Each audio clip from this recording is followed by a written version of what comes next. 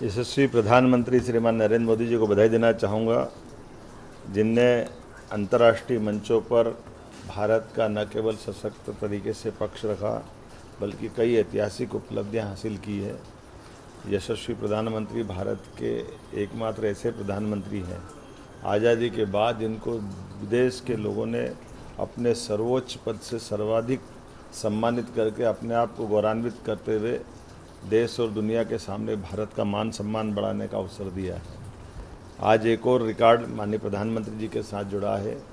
देश के दूसरे प्रधानमंत्री हो गए जो 4078 दिन तक अपनी निर्बाध न केवल प्रधानमंत्री के रूप में काम कर रहे हैं बल्कि उनके उस कार्यकाल को तो आज़ादी के बाद उनका इस टेन्योर में जितना भारत ने मान सम्मान और अपनी उपलब्धियां हासिल की है। भारत आज़ादी के समय 15वें नंबर की आर्थिक व्यवस्था दुनिया के अंदर था और जब प्रधानमंत्री ने अपना दायित्व संभाला तो 10वें 11वें नंबर की अर्थव्यवस्था में भारत की गिनती थी। दुर्भाग्य से 60-70 साल का बहुत समय गुजरा, लेकिन यशस्वी प्रधानमंत्री श्रीमान नरेंद्र मोदी जी ने 11 साल के अंदर ही भारत को चौथी अर्थव्यवस्था में बदलते हुए तीसरी अर्थव्यवस्था की तरफ, जब तक ये टेन्योर पूरा होगा भारत दुनिया में तीसरी अर्थव्यवस्था बनेगा। भारत दुनिया का एकमात्र ऐसा देश बना जो देश के दुश्मनों से अपने यहाँ भी और दुश्मनों के घर में घुस के मारने में भी दुनिया के 3 देश ऐसा काम कर पाते हैं। एक इजराइल, अमेरिका और तीसरा भारत बना है। भारत ने कई क्षेत्रों में उल्लेखनीय उपलब्धियां अगर हासिल की है तो ये यशस्वी प्रधानमंत्री के कार्य करने का तरीका है।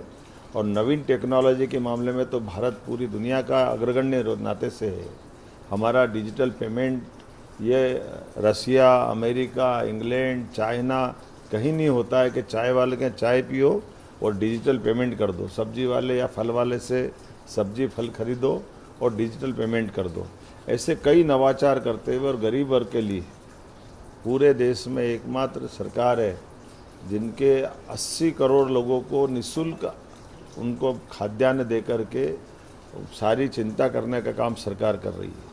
5 लाख तक का इलाज 60 साल के अंदर में और आयुष्मान वालों का और 70 साल वाले में सब समाज वालों को जोड़ करके प्रधानमंत्री जी ने एक नहीं कितने प्रकार से मान सम्मान बढ़ाया है।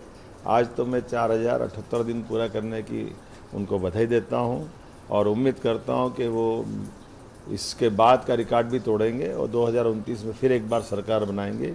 आइए हम सब उनके दीर्घायु की कामना करें, उनके माध्यम से भारत के सुशासन की कामना करें। मेरी अपनी ओर से बधाई।